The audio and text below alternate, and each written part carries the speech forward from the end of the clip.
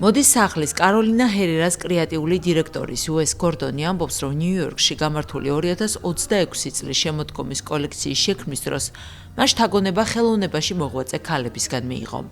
დიზაინერის თქმით, კოლექცია ეძღვნება მხატვრებს, მოქანდაკეებს, ფოტოგრაფებს, ასევე კოლექციონერებს, კურატორებსა და გალერეების მფლობელებს.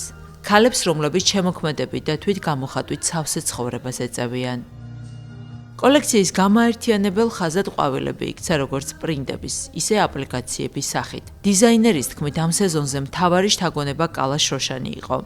მისი არქიტექტურული ფორმა და მინიმალიზმი დიზაინერისთვის თანამედროვე და ნიუ-იორკული ესთეტიკის სიმბოლოა.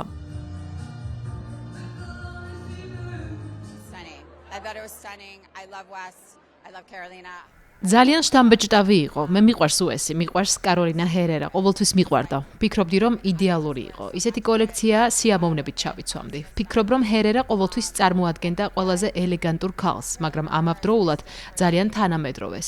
ამ კოლექციაში იგრძნობა ძალდაუტანებლობა და ვფიქრობ, უეს ეს ძალიან კარგად გამოუვიდა. This collection was an homage to women in the arts. And დიახ, ეს კოლექცია ხელოვან ქალებს ეძღვნებათ, მხატვრებს, მოქანდაკეებს, ფოტოგრაფებს, მაგრამ ასევე კოლექციონერებს, კურატორებს, გალერეების მფლობელებს, ყველა იმ ქალს, რომლებიც შემოქმედებით თვით გამოხატვით სავსე ცხოვრებას ეწევიან. მე ყველა სეზონზე მიყვარს ყვავილები და ყოველთვის ერთ კონკრეტულზე ვამახვილებ ყურადღებას. გასულ სეზონზე, როცა მადრიდში ვაჩვენეთ კოლექცია, იყო მიხაკი. ამ სეზონზე კი კალა შროშანი ავირჩიე. მისი ფორმა და მინიმალიზმი ძალიან თანამედროვე და ნიუ-იორკული მეჩვენება.